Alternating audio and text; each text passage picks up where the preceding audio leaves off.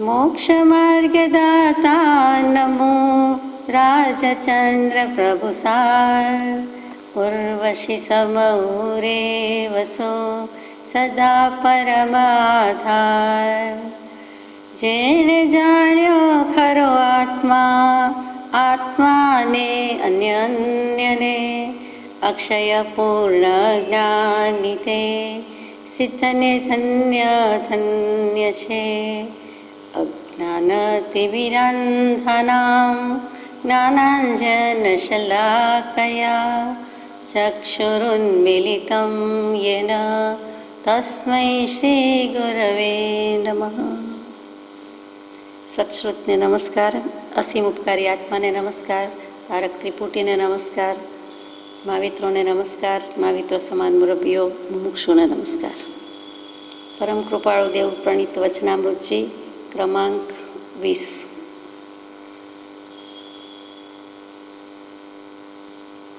ઓગણીસમો ક્રમાંક મહાનીતિ, ત્યાર પછીનો આ પત્ર કયો કે નંબર કયો?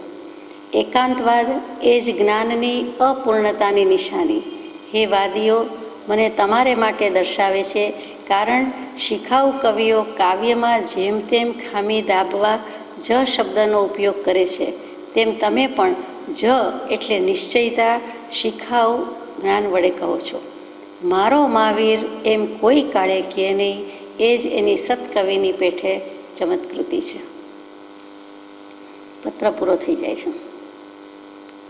એકાંતવાદ અને અનેકાંતવાદ જૈન દર્શનની મોટામાં મોટી ભેટ હોય તો વિતરાગના બોધમાં અહિંસા, અનેકાંત અને અપરિગ્રહ, આ ત્રણ વસ્તુ મોટામાં મોટી ભેટ છે। જગતને ભેટ છે, જગતના જીવોને ભેટ છે। એમાં અહિંસાની વાતને ગુણગ્રામ તો જ્યારે આવે ત્યારે આપણે યથાશક્તિ કરીએ છીએ। અહીંયા અપરિગ્રહની વાત પણ નથી। અહીંયા જે વાત છે તે અનેકાંત દર્શન, અનેકાંતવાદની છે। વાદ શું? કોઈ પણ વાદ શું? તો વદ એટલે બોલવું અને વાદ એટલે કહેવું। એટલે વાદ એટલે કાંઈ પણ બોલવું, કાંઈ પણ કથન, પોતે પોતાનો પક્ષ મજબૂત કરવા કાંઈ પણ કહે, બોલે, પછી એમાં લખે, સાંભળે, બધું આવી જાય, પણ જે કાંઈ દલીલ કરવામાં આવે, જે કાંઈ મત સ્થાપિત કરવા માટે કહેવામાં આવે, ખંડન અગર મંડન, એ પોતાનો પક્ષ છે, ખેંચાખેંચ કરે, તે વાદ છે। એક વસ્તુને કહે છે તે વાદ છે, એકાંતવાદ। પછી એકાંત એટલે શું? તો કે એકાંત એટલે અહીંયા નિર્જન અવસ્થા, માણસો ન હોય તેવું કે કોઈ વસ્તી ન હોય તેવું, તે એકાંત નથી। ગુફાનું, પર્વતનું કોઈ એકાંત નથી। અહીંયા એકાંત એટલે એક વત્તા અંત, એક એટલે આત્મા અને અંત, આત્માને કે આત્માના સ્વરૂપને, અંત એટલે છેડો કે પાર એમ કહેવું, એના કરતાં ધર્મ કે લક્ષણ કહેવાનું છે। અહીંયા અંતનો અર્થ લક્ષણ કે ગુણ કે ધર્મ, એટલે એક આત્માના સ્વરૂપને જુદી જુદી રીતે લક્ષ્ય ગુણ ધર્મ ઉપર કહે તો એ અનેકાંત કહેવાય। અને એકાંત કહેતા એક જ રીતે કક્કો ઘૂંટ્યા કરે, એક જ પક્ષથી વાત કર્યા કરે, એક જ અભિપ્રાય રજૂ કર્યા કરે, એક જ સ્વરૂપે જોયા કરે, એટલે કે આંશિક જોયા કરે, સંપૂર્ણ જોયા કરે નહીં, તેનું નામ એકાંતવાદ છે। એમાં દૃષ્ટાંત મૂકવામાં આવે છે, બહુ જૂનું જાણીતું સીધું સાધું છે કે એક હાથી અને 6 જણા જોનારા, એમાં એક પોતાની નરી આંખે, છતી આંખે જુએ છે, બીજા 5ને પાટા બાંધી દેવામાં આવે છે અને પછી પૂછે છે કે હાથી કેવો છે, એને સ્પર્શ કરાવવામાં આવે છે। તો જેના હાથમાં થાંભલો આવ્યો એ એમ કહે છે, પગ આવ્યો એ એમ કહે છે કે હાથી થાંભલા જેવો લાગે છે, બીજી કાંઈ ખબર પડતી નથી। પણ આ જે પશુનું સ્ટ્રક્ચર છે એ થાંભલો જ દેખાય છે, કેમ કે એને માત્ર પગ સ્પર્શ કર્યો હતો। બીજાએ સૂંઢને સ્પર્શ કર્યો હતો, એ કહે છે આ તો કોઈ અંગરખાની, પેરણની, શર્ટની બાંય જેવું લાગે છે, એની સ્લીવ હોય તેવું લાગે છે, કેમ કે એના હાથમાં માત્ર સૂંઢ છે, સૂંઢનો સ્પર્શ છે। કોઈકના હાથમાં કાન આવ્યા તો કે આ તો હાથી જે કંઈ છે તે સુપડા જેવો છે, બાકી વાતમાં કાંઈ માલ નથી। અને પોતાના પક્ષ ઘૂંટ્યા કરે, કક્કો સાચો કરવાની મહેનત કરે। જેના હાથમાં પૂંછડી આવી તે કહે છે હાથી એટલે કાંઈ મોટી વાત નથી, મોટી એક જાતની સાવરણી જ છે, બીજું કાંઈ છે નહીં, એને એવું લાગે છે। અને 5મો જે છે એના હાથમાં પીઠ, હાથીની વાંસો પીઠ આવી તો એમ કહે છે આ તો ચબૂતરા જેવું લાગે છે। એટલે હાથીનું બધાએ સ્વરૂપ એ રીતે દર્શાવ્યું અને એવો અભિપ્રાય આપ્યો અને ખૂબ જ દલીલ કરી। પછી જ્યાં ન્યાય કરાવવા જાય છે, છઠ્ઠો કહે છે એવો નથી, હું કહું છું તે સાંભળો, હાથી આવો છે, આવો છે, આવો છે। ન્યાય શું કર્યો? તો કે ન્યાય, નીતિ, ઇન્સાફ, આટલું જ। આ જ અનેકાંત શૈલી કે બધાની વાત ખરી છે, કોઈની વાત ખોટી નથી। પણ બધાની ખરી છે. બધા એકાંત નહીં લ્યો, એક પક્ષ નહીં ઘૂંટ્યા કરો, પોતાનો કક્કો સાચો નહીં કરો. બધા જ સાચા છો. આ એક શરીર છે, એના બધા અંગ છે, અને તે બધાની વાત સાચી છે. કેમ કે મેં નરી આંખે છતી આંખે પાટા બાંધ્યા વિના જોયું છે. જેમ છે તેમ જોયું છે. મારી દૃષ્ટિ સાફ છે, સ્વચ્છ છે, નિર્મળ છે, પવિત્ર છે, અને જેમ છે તેમ જોયું છે. મને જેમ દેખાય છે તેમ કહું છું, એમાં બીજું કાંઈ નથી. અને આ વાદ નથી, છતાં તમે કાંઈક કહું છું એટલે વાદ કહેતા હોય તો એને અનેકાંતવાદ કહો. પણ એકાંતવાદથી કૂટી ન મરો, મહેરબાની કરો. અને હાથીનું દૃષ્ટાંત દરેક શાસ્ત્ર કરતાં આપે છે. જીના ગમના હોય કે બીજાના હોય, પણ આ જ આપે છે કે પહેલાં દેખતા નથી અથવા જુએ છે છતાં પાટા બાંધ્યા છે. તેમાં આપણને પણ જ્યાં સુધી સ્વચ્છંદ વગેરે અંધાપો છે, ભગવાનની આજ્ઞામાં કયામાં માનતા નથી, તો આપણને પણ અંધ કયા છે. એટલે એકાંત દર્શન કહીએ કે અમારું વેદાંત જ સાચું, અમારો શૈવમત જ સાચો, અમારું સાંખ્ય દર્શન સાચું, અમારો વૈષ્ણવ ધર્મ ઊંચો, અમારું કબીરપંથી સારું. તો એમ જે માન્યતા છે, જુદા જુદા ગચ્છમતની કલ્પના છે, તો એમ સંપ્રદાય નથી. સંપ્રદાય એટલે આત્માનું સ્વરૂપ સમ્યક પ્રકારે જાણીને પોતે બીજાને ભેટ આપે છે. સમ્યક પ્રકારે બધી બાજુથી, અને વિશેષપણે ઉત્કૃષ્ટપણે આપી દે છે, દાન આપે છે. એક ગુરુથી એના શિષ્યને, એ બીજા શિષ્યને, એ ત્રીજાને, ચોથાને, પાંચમાને, એમ સત સ્વરૂપનું જે કંઈ શિખામણ આપે છે, સલાહ સૂચન આપે છે, દાન આપે છે, તેનું નામ સંપ્રદાય છે. સંપ્રદાય એટલે આપણે જે કહીએ છીએ અથવા જે માન્યું છે તો ગચ્છમતની કલ્પના છે. આટલું વિચારવા જેવું છે. એટલે અહીંયા એકાંતવાદ અને અનેકાંતવાદની ટૂંકામાં ટૂંકી વાત કરી તો કૃપાળુદેવ લખે છે કે એકાંતવાદ એ જ જ્ઞાનની અપૂર્ણતાની નિશાની. હાથીનું સર્વાંગ સંપૂર્ણ સ્વરૂપ નહોતું જાણ્યું એટલે કહ્યું તેવું જ જીવો કરે છે. એને મિથ્યાત્વ શું છે, સમ્યક્ત્વ શું છે, આત્માનું સ્વરૂપ શું છે ખબર નથી, એટલે જ્ઞાન અપૂર્ણ છે. બાકી જ્ઞાન તો છે. કંદમૂળમાં રહેલા નિગોદના જીવને કે કોઈ પણ હવામાં રહેલા જીવ જંતુને પણ અક્ષરના અનંતમાં ભાગનો ઉઘાડ તો છે ને છે જ. એને ક્ષયક્ષમ લબ્ધિ કીધેલી છે, પણ આગળ જઈ શકતો નથી. તો એવા જંતુને પણ આટલું જ્ઞાન કીધું છે. કાંઈ જાણતું નથી તો પણ જ્ઞાન કીધું છે. તો આપણને તો એથી અધિક જ્ઞાન છે. મતિ અને શ્રુત જ્ઞાન બરાબર ધરાવીએ છીએ. પછી અવધિ મનપર્યવ ન હોય એ બને, કેવલ જ્ઞાન ન હોય એ બને, આત્મજ્ઞાન ન હોય એ મોટી માથાકૂટ. પણ આ જ્ઞાનની વાત આવી તો એકાંતવાદ કહેતા જ્ઞાન અપૂર્ણ છે, અધૂરું છે. જ્ઞાન કોઈ દિવસ અધૂરું અપૂર્ણ હોય જ નહીં. જ્ઞાન જ્ઞાન જ છે. જ્ઞાન અસીમ છે, અનંત છે, નિસીમ છે. પણ જ્ઞાનના જ્યારે ભાંગા ભેદ લઈએ છીએ ત્યારે કહેવું પડે કે હજુ આત્મજ્ઞાન નથી તો આત્મજ્ઞાન નથી, સમ્યક દર્શન નથી. ત્યાં સુધીનું બધું જ જાણેલું, અનંતકાળનું આ ભવનું બધું જ ભણ્યા ગણ્યા જે કોઈ અવિદ્યા અસ્મિતા, એ બધું અવિદ્યા અસ્મિતા છે. એને જ્ઞાન કે વિદ્યા કીધી નથી. એકમાત્ર આત્માને જાણવું કે સ્વરૂપ ઓળખવું, તેનું જ નામ આત્મજ્ઞાન, તેનું નામ વિદ્યા, તેનું નામ આત્મવિદ્યા.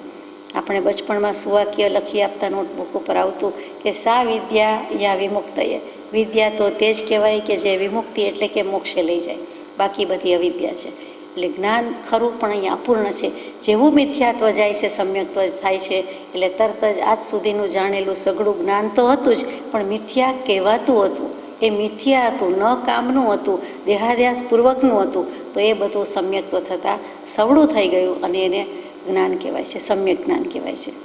જુઓ, સીધો હાથ હોય તો હથેળી કહેવાય, અને ઊંધો હાથ હોય તો ઊંધું જ કહેવું પડે. હાથ તો હાથ જ છે, પણ હથેળી બોલાતી નથી. એને ઊંધો હાથ એમ બોલાય છે. અને જેવું સવળું કરીએ છીએ, અવળાનું સવળું થયું, અવળા જ્ઞાનનું સવળું જ્ઞાન થયું, અવળી સમજણ સવળી સમજણ થઈ, એટલે તરત જ એને હથેળી કહેવાયું, હાથ કહેવાયું. તો હે વાદીઓ, મને તમારે માટે દર્શાવે છે, કારણ શિખાઉ કવિઓ કાવ્યમાં જેમ તેમ ખામી દાબવા જ વાપરે છે. તેમ આપણે જાણીએ છીએ કે કાંઈ ન હોય વાક્ય રચનામાં, ગદ્ય હોય કે પદ્ય હોય, કાવ્ય હોય કે કંઈ લખાણ ગદ્યાત્મક હોય, એમાં કાંઈ ન સૂજે એટલે જેમ જ મૂકી દે. ઘણી વખત પ્રાસ બેસાડવા માટે રે મૂકે, લાલ મૂકે, એમ જ બેસાડી દેતા હોય. તો કે એમ જ મૂકીએ ચાલે નહીં. ઘણીવાર નાની નાની વાતમાં, અભિપ્રાયમાં પણ આપણે કહીએ કે ના હું જવાનો નથી, પછી કંઈ હું જવાનો નથી જ, કોઈ દિવસ કરવાનો નથી જ. એ જે જ મૂકી દઈએ છીએ ત્યાં ખામી છે, ખોટ છે. એ કરવા જેવું નથી. તો શિખાઉ કવિઓ કરે છે, આપણે કરવા જેવું નથી. હવે શિખાઉ કવિ કોને કહી દીધા છે ઇન્વર્ટેડ કોમાઝમાં? તો વાદીઓને. વાદીઓ કોણ છે એ વિચાર કરવાનો છે. આ જગતમાં વાદીના પાર નથી, પણ મુખ્ય વાદીના વિચાર કરીએ તો કેટલાક વાદી એવા છે, એટલે કે કેટલાક એવો મત રજૂ કરે છે કે જે કંઈ જગતમાં થાય છે તે માત્ર કાળથી જ થાય છે. કાળ એટલે અહીંયા સમય કેવું છે. ધારો કે કોઈને ગર્ભ રહે છે તો એ પણ એનો સમય પાકે તો જ રહે છે, બીજા બધા સંયોગો અવેલેબલ હોય તો પણ એ ન થવાનું હોય તો ન થાય છે. તો કાળની માન્યતાવાળા કહે છે કે કાળ એ મુખ્ય વસ્તુ છે. પછી બાળક જે દિવસે, જે મિનિટે, જે સેકન્ડે જન્મવાનું હોય ત્યારે જ જન્મે છે. એક્ઝેક્ટ દિવસ કદાચ સાચો પડે પણ અનુમાનથી સાચો પડે છે, જ્ઞાનથી, અથવા એ જ્ઞાનનો પ્રકાર છે માનો તો પણ એ સિવાય સાચું પડી શકતું નથી. ખરેખર કઈ મિનિટ, કઈ ઘડીએ જન્મે છે તે કહી શકાતું નથી, કેવલ જ્ઞાની ભગવાન કહી શકે છે. તો એ એમ કહે છે કે કાળની મહત્તા છે, જે કંઈ છે તે કાળ છે. એ જ બાળક જન્મીને બાળક થાય છે કે યુવાવસ્થા થાય છે કે વૃદ્ધ થાય છે, પણ તો પણ એમાં કાળનું જ મહત્તા છે, કાળની જ બોલબાલા છે. ગર્ભથી બાળક અને બાળકથી યુવાવસ્થા અને બાલ્યાવસ્થા, યુવાવસ્થા, પ્રૌઢાવસ્થા, વૃદ્ધાવસ્થા, એમાં સમયનું મહત્ત્વ છે, કાળની બલિયારી છે. કાળા વાળ ગમે તે વખતે ગમે ત્યારે સફેદ થઈ જાય છે તો કાળ દ્રવ્યને માનનારા એમ કહે છે કે એ સમયની બલિયારી છે, સમય એવો છે. એવી રીતે વનસ્પતિ સૃષ્ટિમાં પણ એમ કહે છે કે જે કંઈ છે તે સમય પ્રકારે, સમય પ્રમાણે જ બને છે. અને સૂર્યચંદ્ર ઉગે છે, અસ્ત પામે છે, જે કાંઈ પ્રકાશ આપે છે એ પણ કાળ પ્રમાણે છે. એ દિવસ છે તો સૂર્ય છે, સૂર્ય છે તો દિવસ છે, રાત છે એટલે ચંદ્ર છે. રાત્રે જે ઉગે છે તે ચંદ્રને કોઈ સૂર્ય કહેવાનું નથી. તો ત્યાં કાળની મહત્તા ગાય છે કે ઋતુ પણ કાળ પ્રમાણે જ કામ કર્યા કરે છે. એ કાળની મહત્તા એટલી બધી ગાય છે કે કાળ દેવતા તને નમસ્કાર છે, કાલાય તસ્મૈ નમઃ. અને કાળ દ્રવ્યની મહત્તા તો આપણને પણ છે, પણ કાળવાદી છે, આ વાદીની વાત ચાલે છે. પહેલા વાદી આપણે કાળવાદી લીધા તો એ એમ કહે છે કે જે કાંઈ છે તે સમયની કિંમત છે, કાળની કિંમત છે. કાંઈ પણ ગમે ત્યાં 14 રાજલોકમાં બનશે પણ કાળથી જ મપાશે ને. ગઈકાલે, આજે કે આવતીકાલે, આટલા હજાર વર્ષ, આટલા લાખ વર્ષ, આટલા કરોડ વર્ષ, બ્રહ્માના ભલે ને 4,32,00,000 વર્ષનો એક દિવસ હોય, જે હોય તે પણ ગણાશે તો કાળ ઉપરથી. એટલે જે કાંઈ છે તે કાળને કાળ છે. અને કાળનો કોળિયો બધાને થવું પડે છે, તે રીતે પણ કાળ. ધર્માસ્તિકાય, અધર્માસ્તિકાય વગેરે દ્રવ્યો છે એને પણ કાળ જ કહેવું પડે કે કાળમાં એ પરિણમન ક્યાં પામે છે તો કે વર્તના પર્યાય છે. એટલે ક્યારે થયું? અનંતકાળથી ધર્માસ્તિકાય પણ છે તો એમાં અનંત કહેતા કાળ દ્રવ્ય તો આવ્યું છે, એનો અંત નથી, શાશ્વત સનાતન કાળ. તો કાળવાદીની મહત્તા એટલી કે જે કાંઈ છે તે એકલું કાળથી જ થાય છે. આપણને ત્યાં તકલીફ પડે છે, એકલા કાળથી કાંઈ થતું નથી. 5 વસ્તુનો સરવાળો થાય ત્યારે થાય છે, એકલા કાળથી થતું નથી. આ એક પહેલો વાદ છે. બીજો વાદ છે સ્વભાવવાદી. જે કાંઈ થાય છે તે બધું સ્વભાવથી જ થાય છે. વંધ્યાને સંતાન કેમ નથી? હથેળીમાં વાળ કેમ ઉગતા નથી? એવા બધા સવાલ થાય છે. કેમ કે વસ્તુનો સ્વભાવ જ એમ છે કે હથેળીમાં વાળ ન જ ઉગે, આ પ્રમાણે ન જ બને. મીઠામાં ખારાશ કેમ છે? ગોળમાં ગળપણ કેમ છે? સાકરમાં ગળાશ કેમ છે? આવા બધા સવાલ કરીએ છીએ તો કે તેનો સ્વભાવ છે. લીલા નાળિયેરમાં પાણી ક્યાંથી આવ્યું? તો એ એનો સ્વભાવ છે, તેમ જ ઉગે. પછી સીતાફળમાં સીતાફળનો જ સ્વાદ હોય, સફરજન ઉગાડ્યા હોય તો સફરજન જ ઉગે, એનો જ સ્વાદ હોય. એ બધું કેમ છે તો કે એ સ્વભાવથી છે. વનસ્પતિ સૃષ્ટિમાં પણ સ્વભાવ જ છે કે મોગરો, ગુલાબ કેમ બધા જુદા પુષ્પો છે, કેમ એમાં સુગંધ જુદી છે, કેમ એના કલર જુદા છે. વર્ણ ઉપર તો બધા વારી જાય, રંગ ઉપર તો બધા રંગ રોગાન થઈ ગયો હોય એમ રંગીલા થઈ જાય કે રંગીન બની જાય. શું કામ? તો કે જે કાંઈ થાય છે તે બધું સ્વભાવથી થાય છે, એ વસ્તુના સ્વભાવથી થાય છે, નહીં તો થતું નથી. આપણને પણ સમજાય છે કે કાંચીડો રંગ બદલે છે તો કેમ બદલે છે? બીજા કારણો અપાતા હશે જુદી જુદી દૃષ્ટિથી, પણ હકીકતમાં એ સ્વભાવ છે. કેટલીક સૃષ્ટિ જળચર જ છે, કેટલીક સ્થળચર જ છે, કેટલીક પેટથી ચાલતા જ પ્રાણી છે, કેટલાક પશુ પંખી અમુક રીતે જ ઉડે, કેટલાક નિશાચર પ્રાણી થાય. આ બધું શું છે તો કે તેનો સ્વભાવ છે. મનુષ્યોને લગભગ રોજ જમવાનું મન થાય અને દિવસમાં 2-3 વાર તો થાય જ, એક જાતનો સ્વભાવ છે. દેવો તો કે દેવોમાં કેટલાક દર 3 દિવસે જમે, કેટલાક 33 દિવસે જમે, અને કેટલાકને તો કાંઈ જમવાની ઈચ્છા જ થતી નથી. અને કેટલીક વખત તો 33,000 વર્ષે જમવાની ઈચ્છા થાય, કેમ કે એટલા લાંબા આયુષ્ય છે. અને જમે એટલે કંઈ આપણા જેવો ખોરાક નથી, એમ જ આહાર થઈ જાય છે. તો એ બધી વસ્તુ શું છે તો કે એવી રીતે સ્વભાવથી રહેલી છે, એમાં કોઈનું ચાલે નહીં. અને 6 દ્રવ્યના જે કંઈ ગુણ છે, ધર્માસ્તિકાય તો કે ગતિ આપવામાં મદદ કરે, અધર્માસ્તિકાય સ્થિતિ આપવામાં મદદ કરે, આકાશાસ્તિકાય અવકાશ આપવામાં, જગ્યા આપવામાં, સ્પેસ આપવામાં મદદ કરે છે. અને જીવ તો કે જીવના તો અનંત ગુણને અનંત શક્તિ છે. જીવ કહેતા આત્મા, આત્મા કહેતા એના અનંત ગુણ, અનંત શક્તિ. એનો સ્વભાવ જ જ્ઞાન દર્શન સુખ વીર્યનો છે. એમાં મુખ્યમાં મુખ્ય જ્ઞાન દર્શન ગુણ કહી દીધા છે. ભવ્ય અભવ્ય થાય. કેટલાક જીવો જન્મથી પહેલેથી અનંતકાળથી અભવ્ય જ, એટલે કે અભવ્ય, ભૂ એટલે હોવું થવું, એટલે કે મોક્ષે જઈ શકે, થઈ શકે, તો મોક્ષ સ્વરૂપ થઈ શકવાના નથી, જઈ શકવાના નથી. અનંતકાળ સુધી એ અભવ્ય જ રહેવાના છે. એમાં એક જ દૃષ્ટાંત અપાય એ કિંમતે કે જેમ કોરડું, કઠોળમાં આવતા કોરડું, અહીંયા કદાચ બીજો શબ્દ વપરાય છે, તો કોરડું મગ કે કોરડું કઠોળ જે છે હવે તો બહુ ઓછા આવે છે, પહેલાં બહુ થતા હતા, હવે ઓછા થઈ ગયા છે. તો કે એ ઓછા આપણી દૃષ્ટિમાં થઈ ગયા છે, મગમઠ કઠોળમાં ઓછા થઈ ગયા છે. હકીકતમાં જેટલા અભવ્ય જીવ છે તે અભવ્ય જ છે. એક કોરડું જે હોય છે તેને ગમે તેટલી રીતે બાફવામાં આવે, કુકરમાં મૂકવામાં આવે, ગમે તે પ્રયાસ કરે પણ એ ચડે નહીં, તે ચડે નહીં. એ કાંકરા નથી, છતાં કાંકરાથી વિશેષ છે, એ ચડવાના નથી, સીજવાના નથી. તેમ આ જીવો કદી સિદ્ધ થવાના નથી. સીજવું, સીજી જવું, સિદ્ધ થઈ જવું, મોક્ષે જવાનું, એ બનવાનું નથી. તે શું કામ એમ છે? એવા જીવે શું દોષ પાપ કર્યા હોય? તો કે એનો કોઈ જવાબ નથી, સવાલ નથી. ભગવાને જોયું છે કેવલ જ્ઞાનમાં, અને આ અનંતકાળમાં, અનંત પૃથ્વીમાં, અનંત જીવોમાં કેટલાય જીવો એવા છે કે જે અભવ્ય જ છે અને અભવ્ય જ રહેશે. આત્માની વાત કરશે, બીજાને કંઈ બતાવશે તો પણ પોતે મોક્ષે જવાના નથી. એવા કેટલાક જીવો છે. કોઈના નામ નથી, પણ અભવ્ય જીવોનું અસ્તિત્વ છે. તો એવા અભવ્ય જીવોની વાત સાંભળીને એમ થાય કે કેમ આમ છે? તો કે એના સ્વભાવથી છે. બસ વસ્તુ એમ જ હોય. આમાં ગળી કેમ લાગે ને આમાં ખારાશ કેમ છે? તો કે એમ જ હોય. એ જેમ સ્વીકારી લીધું છે. એકડો કેમ બગડા પહેલાં આવે? તો એમાં તો હજી દલીલ જાય, પણ એ સ્વીકારી લેવાનું છે. એમાં સ્વભાવની વાત નથી આવતી, બીજામાં સ્વભાવની વાત આવે છે કે આ લાકડું એનો આ સ્વભાવ છે. પૂતગલ એનો સ્વભાવ શું છે? તો કે સડે પડે ને વીણશે. સડન પડન ને વિધ્વંસન એનો સ્વભાવ છે. એનો નાશ થાય જ છે, પણ રૂપાંતર થાય છે, નાશ પામતું નથી. પણ એ સડી જાય છે, બગડી જાય છે. જેમ પેરિશેબલ ગુડ્સ, રસોડાની કોઠારની કેટલીક વસ્તુ તરત જ સડી જાય, પડી જાય, બગડી જાય, વીણસી જાય. જ્યારે બીજી વસ્તુ કેટલાય વર્ષો સુધી, કેટલાય દિવસો સુધી રહી શકે. શું છે? એ એનો સ્વભાવ છે. ફળ ફૂલ વહેલું નાશ પામે છે, વહેલું કરમાઈ જાય છે, અને એના વર્ણગંધ રસસ્પર્શ બદલાઈ જાય છે, વહેલા બદલાય છે. મનુષ્યોના એટલા વહેલા બદલાતા નથી. જો કે બદલાય તો છે, આપણને જોવામાં આવતા નથી. આપણે એનો સ્વીકાર જુદી રીતે કરીએ છીએ. ગર્ભમાંથી બાળકને, બાળકમાંથી જે મોટું થાય છે, યુવાન થાય છે, તો ત્યાં એને ઇન્દ્રિયના વિષય વિકાર વગેરે વધે છે. તો તે વખતે સવડું લઈ લેવાય છે, પણ ખરેખર તો ત્યાં પણ પૂતગલનો સ્વભાવ છે. એવી જ રીતે વૃદ્ધાવસ્થા, કેટલાક વાળ ઘટી જાય છે, વધે છે ત્યાં સુધી વધે છે, પણ વધવા અને ઘટવાની માત્રા વધારે હોય છે, વધવાની ઓછી થાય છે. તો આ પૂતગલનું પરિણામન છે. ત્યાં પણ સડ્યું, પડ્યું, બગડ્યું, ઓછું વધતું તો થયું જ.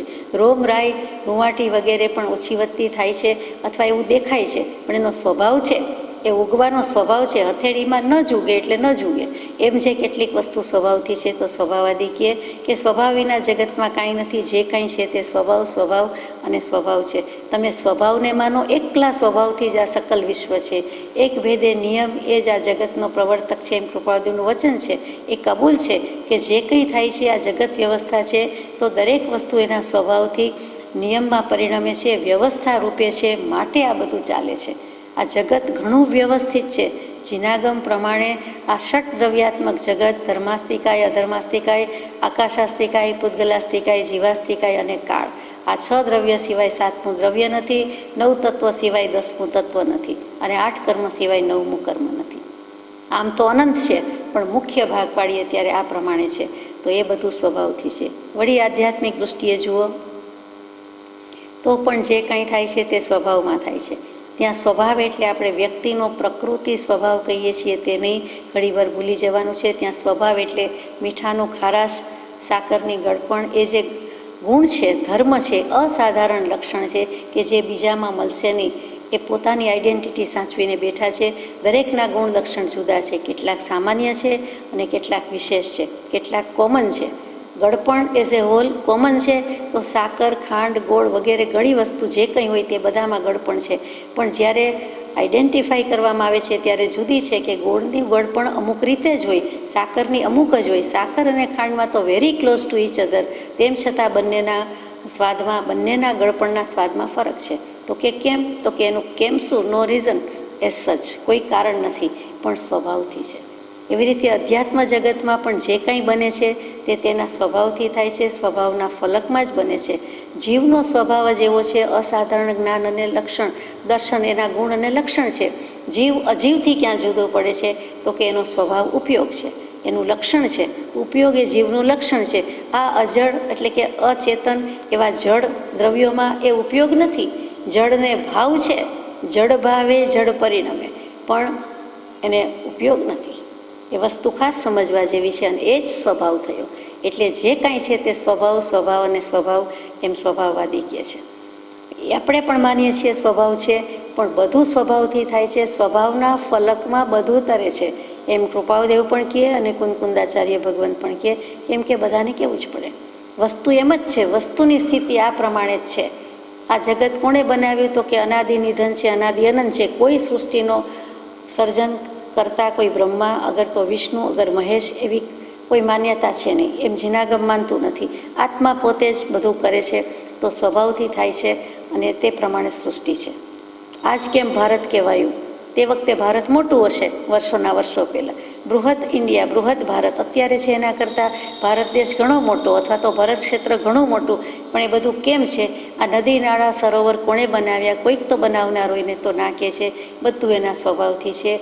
એમાં પૂતગલમાં પરિવર્તન આવશે, પ્રલય થશે, તો પણ તરત જ બધું પાછું વસ્તુ સ્થિતિ તો એમનેમ જળ સ્થળ તો રહેવાના અને તે સ્થાન લેવાના છે. એવી રીતે અવકાશ આકાશ રહેવાનું. તેમ આ બધા દ્રવ્યો છે, જે કંઈ છે તે સ્વભાવ છે. સ્વભાવને કોઈનો આધાર નથી, પણ સ્વભાવનો આધાર બધાને લેવો પડે છે. આ મહાસિદ્ધાંત છે, મહાસૂત્ર છે.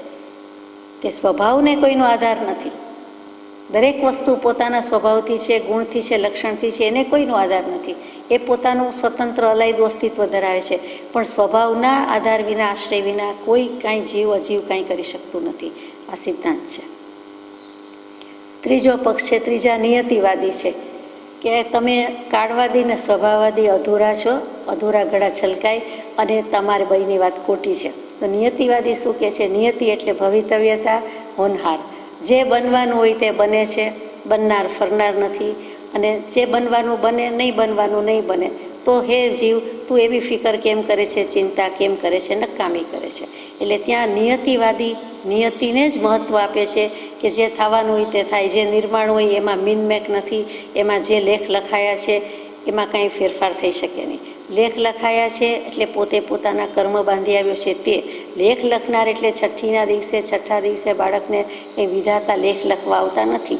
એ તો માતાના ઉદરમાં છે ત્યારે પહેલા સમયથી જ આગલા ભવના જે બધા કર્મો લઈને આવ્યો છે એ છે જ.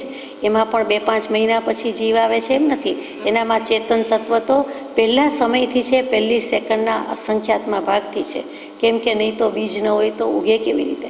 એટલે પોતામાં લાઈફ છે, ચેતન છે. આ વિચારવા જેવું અને સ્વીકાર કરવા જેવી વાત છે. તો નિયતિવાદી એમ કહે છે કે જે બને તે બને.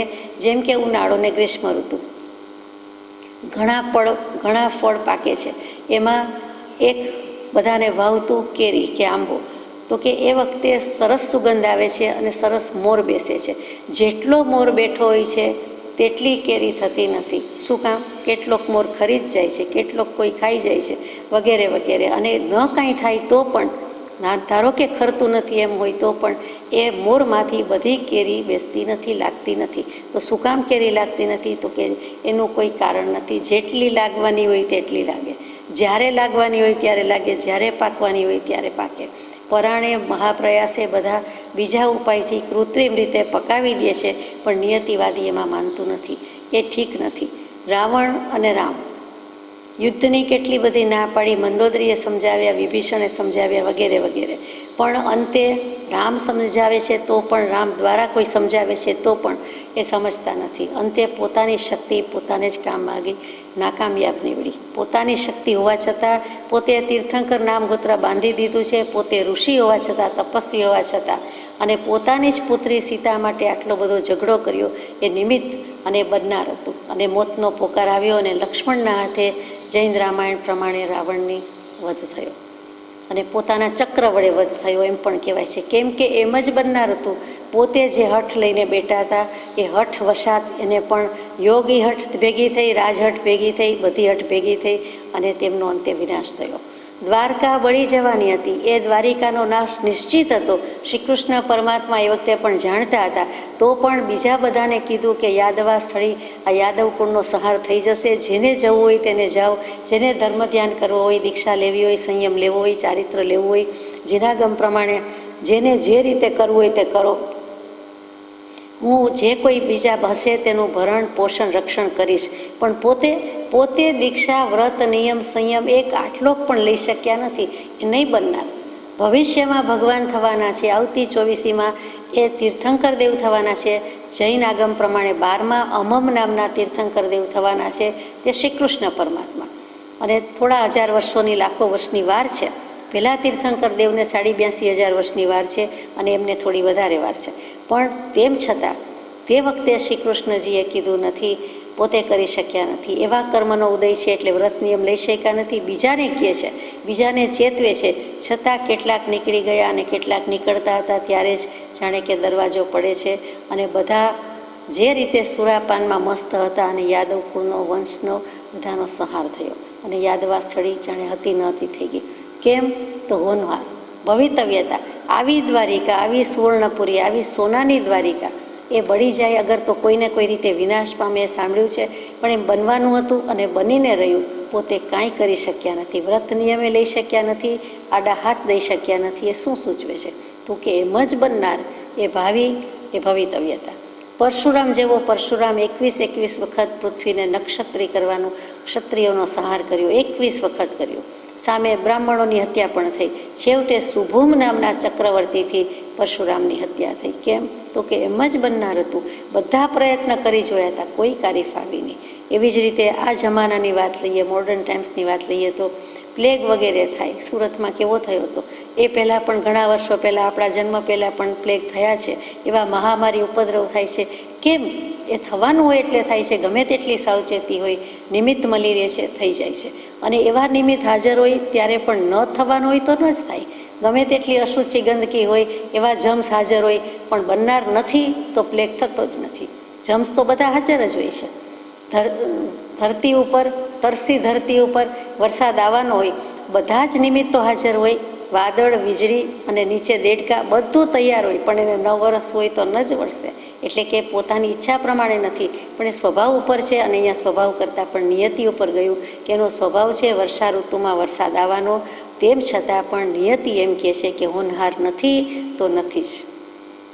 એટલે કે ભવિતવ્યતા કયો, હોનહાર કયો, નિયતિ કયો, વિધિની વક્રતા કયો, નિર્માણ કયો, એ બધું આ પ્રમાણે. ધરતીકંપ, બધા નિમિત્તો હાજર, પણ નથી થવાનો તો નથી જ થવાનો. અને થવાનો છે ત્યારે નિમિત્તો ગમે ત્યાં દૂર પડ્યા હોય, એનું એપિસેન્ટર ગમે ત્યાં હોય, પણ થાય જ. તો એ શું છે? એ ભવિતવ્યતા છે. પૂરની હોનારત થઈ ગઈ હતી, તો એ કેવી રીતે છે? સુનામીના તોફાન. શું કામ? તો કે બનનાર છે તે ફરનાર નથી. ગમે તેટલી આગાહી કરે છે, કાળા માથાનો માનવી, ગમે તેટલો ભણેલો, ગણેલો, સુધરેલો, ગમે તેટલું કરે, સ્થળ કાળના બંધન તોડી, કુદરતને પરાજિત કરી, ચંદ્રલોક સુધી પહોંચવાનો પ્રયત્ન કરે, પણ કેટલું નહીં કરી શકે તે નહીં જ કરી શકે. એની મર્યાદા છે. એ પરમ તત્વ પાસે રહેલું છે.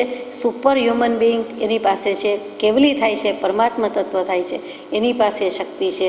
કારણ કે સંપૂર્ણ જ્ઞાનનો જ દરિયો થઈ જાય છે. માટે આ બધા હજી ઓછા, અધૂરા, અપૂરતા છે.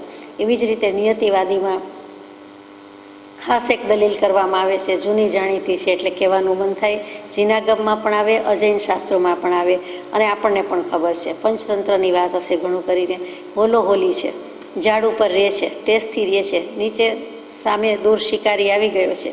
શિકારીને એમ થાય છે કે હોલા હોલીનો તો શિકાર કરવો જ છે, પણ હું કરું એના કરતાં એણે એક શકરો બાજ રાખ્યો હોય છે, પાડેલો છે.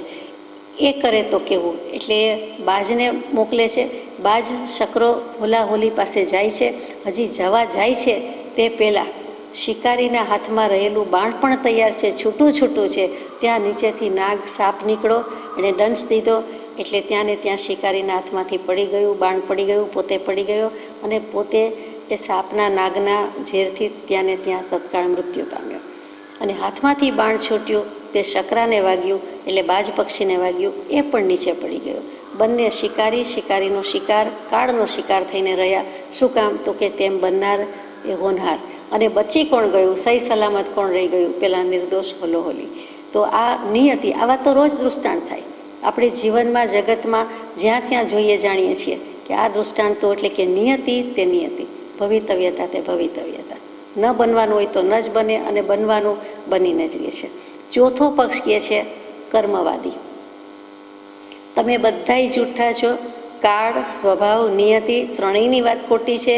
કર્મ પાસે કોઈનું ચાલતું નથી. કર્મ ન રાખે શરમ, અમે જ અગત્યના છીએ એમ કર્મ રાજા જાણે કે બધા સૈન્ય લઈને આવે છે. કર્મવાદીની દલીલ એવી છે કે જ્ઞાનાવરણીય કર્મ, દર્શનાવરણીય કર્મ આ બધી કર્મની દુનિયા જ છે કે બીજું કાંઈ. જીવ આવું કરે છે એમ નિર્માણ કહો છો, પણ નિર્માણના મૂળમાં શું? પૂર્વભવમાં પોતે કોઈને કોઈ પરાક્રમ કરી આવ્યો છે, શુભ કે અશુભ, સાચા કે ખોટા, એના પરિણામે એનો ઉદય આવે છે, ફળ મળે છે. ઉદય એટલે બીજું કાંઈ નથી. ભૂતભવોમાં કે ભૂતકાળમાં જે કાંઈ કર્યું છે એ ઉદયમાં આવે છે, ઉગે છે, ફળરૂપે આવે છે. એનું નામ જ વિપાક કયો, કર્મનો ઉદય કયો કે પરિણામ કયો. તો એ તો ભોગવવું જ પડે છે, સારાનું સારું અને ખરાબનું ખરાબ. જો પૂર્વજન્મ પુનર્જન્મમાં માનો છો તો આ ભવે છે કેમ એક વ્યક્તિ કાળી, એક ધોળી, એક ઊંચી, એક નીચી, આ બધું ઇમ્બેલેન્સ કેમ છે? એક રાય ને એક રંગનો ભેદ કેમ છે? આત્મસિદ્ધિજીમાં ધીમેકથી એક શબ્દ મૂકી દીધો કે એક રાય ને એક રંગ, એ કેમ છે? સૃષ્ટિ બનાવી તો એક સરખી કેમ બનાવી નથી? બધા જ જીવો બધી જ રીતે ગતિ, જાતિ, શરીર, ઇન્દ્રિય, અંગોપાંગ બધી રીતે કેમ જુદા છે? 4 ગતિના જીવો કેટલા જુદા, કેટલી વેરાયટી. આ બધા બંધન છે, આ કોના કારણે છે? તો કે કર્મ. 14 રાજલોકમાં જાઓ, અખિલ બ્રહ્માંડમાં જાઓ, સમસ્ત સૃષ્ટિમાં જાઓ, સકળ વિશ્વમાં કર્મ ક્યાંય નહીં છોડે. જંતુથી માંડીને ભગવાનને પણ કર્મ છોડતા નથી. દેવેન્દ્ર, નરેન્દ્ર, સુરેન્દ્ર કે નાગેન્દ્ર કોઈને કર્મ છોડે નહીં. એટલે કર્મવાદી કે અમારી દલીલ નહીં, પણ અમારો પક્ષ જ સાચો છે. કાળ, સ્વભાવ, નિયતિ, કર્મ બધું એક બાજુ છે, અમે જ મુખ્ય છીએ અને એકલા કર્મથી જ બધું છે, એનો આપણને વાંધો છે. આપણે એમ કહીએ છીએ, મહાવીર સ્વામી એમ શીખવાડ્યું છે, અનેકાંતવાદી એમ શીખવાડે છે કે કાળવાદીએ સાચા છો, સ્વભાવવાદીએ સાચા છો, નિયતિવાદીએ સાચા છો, કર્મવાદી પણ સાચા છો. બધાને થોડા થોડા ટકાવારી મળે છે.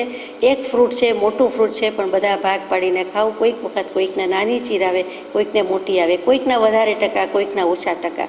દરેકના કેસમાં ટકાવારીનો ડિફરન્સ છે, ડિફરન્સ ઓફ ડિગ્રી ઓનલી, બાકી કોઈ ફરક નથી. પાંચેય સંપીને રહ્યો એમ કહે છે. પાંચમું કોણ? એ પ્રશ્ન થાય. તો પાંચમું ઉદ્યમવાદી, જેને આપણે પુરુષાર્થવાદી કહીએ છીએ. કે ગમે તે હોય, કાળે એક બાજુ રહી જાય, સ્વભાવ એક બાજુ રહી જાય, નિયતિ એક બાજુ રહી જાય, કર્મ એક બાજુ રહી જાય. જો આપણા હાથમાં બાજી છે, આપણા ભાવ, આપણા પુરુષાર્થ આપણે કરીએ, આપણો ઉદ્યમ, તો પછી ઉદ્યમીને તો સિદ્ધિ વરે જ વરે. આપણે તો મોક્ષે જઈએ જ જઈએ. પુરુષાર્થ ઉપર જ બધું છે, એક બાજુ બધું રહી જાય છે. એટલે કાળ, સ્વભાવ, નિયતિ, કર્મને એમ કહી દે છે કે હું એકલો પુરુષાર્થવાદી. એટલે જો એમાં સત્પુરુષાર્થ કરીશ તો મોક્ષે જઈશ. બાકી કાંઈ ને કાંઈ ઉદ્યમ તો બધા જ કરે છે. જન્મ લીધો ત્યારથી, જન્મ લીધા પહેલાં પણ સ્વાભાવિક રીતે જીવ વિકસે છે. બીજમાંથી જીવ આત્માનો વિકાસ થાય છે. બાળક રૂપે હજી બહાર પડ્યું નથી, તો એમાં પણ જાણીએ અજાણીએ તો ઉદ્યમ છે જ, એના કર્મના ઉદયથી છે. પણ કાંઈક ને કાંઈક ઉદ્યમ તો કર્યા કરે છે. તો ઉદ્યમ વિનાનો કોઈ નથી. માત્ર કુહાડી લઈને મંડી પડીએ, હાથમાં વસ્તુ લઈને મંડી પડીએ તો જ ઉદ્યમ નથી. ભાવથી પણ ઉદ્યમ થાય છે, છન્ન પ્રચ્છન્ન રીતે પણ થાય છે. તો આ ઉદ્યમ, આ મહેનત, આ પુરુષાર્થ, તો કે એના ફળ મીઠા, મહેનતના ફળ મીઠા.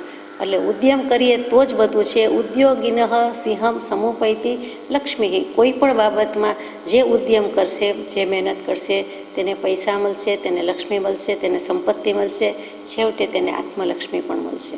બધું જ હોય, પણ જો પુરુષાર્થ ન કરો તો નકામું છે. એકલા પ્રારબ્ધ, નસીબ, બલિહારી એને એમ કહી દઈએ, કર્મ ઉપર જઈએ, નિયતિ ઉપર જઈએ તો ચાલે બાલે નહીં. એટલે જે કાંઈ છે તે પુરુષાર્થ, પુરુષાર્થ ને પુરુષાર્થ. એટલે પુરુષાર્થવાદીની દલીલ આપણને સૌથી વધારે ગળે ઉતરેવી છે કે પોતાના હાથમાં બાજી છે. એમાં જીન ભગવાન તો ખાસ કહે છે, બધા ભગવાન કહે છે એમાં કે ભાવ મુખ્ય છે, ભાવની બલિહારી છે. ગમે તેટલા નિમિત્ત આવે પણ જીવ ભાવ કરવામાં સ્વતંત્ર છે, અને જીનાગમની મોટી દેન છે. એનાથી જ જીવ મોક્ષે જઈ શકે છે. જો ભાવ સ્વાતંત્ર્ય ન હોય તો કોઈ જીવ ક્યારેય મોક્ષે જઈ શકે નહીં. એટલે ભાવની જ બલિહારી છે. ભાવે ધર્મ આરાધીએ, ભાવે કેવળ જ્ઞાન. છેક સુધીનો માર્ગ ભાવ ઉપર છે. ભાવ એટલે સત્પુરુષાર્થ, આત્માનો ઉપયોગ, આત્મામાં રહીએ તે. એટલે ઉદ્યમવાદીની દલીલ આપણને ગળે ઉતરે. પણ મહાવીર સ્વામી અને બીજા મહાવીર એવા પરમ કૃપાળદેવ કહે છે આ પત્રમાં કે એમ નહીં, જ તો જોઈએ જ નહીં. જ એટલે જ અધૂરો ને અપૂર્ણ. કોઈ પણ બાબતમાં જ કે એટલે આપણે એમ કહીએ છીએ વ્યવહારમાં કે એને આગ્રહ બહુ છે, દબાણ બહુ કરે છે. એ કે એ એક્સ્ટ્રીમ ફિલિંગ્સ છે, હાર્ડ ફિલિંગ્સ છે. આમ તો ન જ કરવું, આમ તો ન જ જાઉં, આને ઘેર તો જવું જ નહીં, આને તો બોલાવવું જ નહીં, આને તો પાણી ભરવા દઉં જ નહીં, પાણીની તકલીફ હોય ત્યાં આ બધી તંગીમાં મુશ્કેલી હોય, તો એવું જે આવે કે આની સાથે બોલતો જ નથી, આની સાથે તો હું કાંઈ ડીલ કરવાની જ નથી, તો એ ખોટું. ભગવાન એમ કહે છે કે એટલે નિશ્ચયતા, શીખાવ જ્ઞાન.